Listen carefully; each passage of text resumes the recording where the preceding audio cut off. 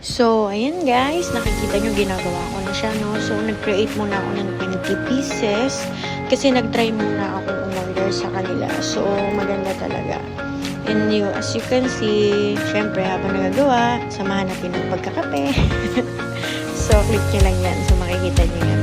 It's double wall glass. So, ayan, nakapag-print na ako. And then, napaka-easy niyang ilagay.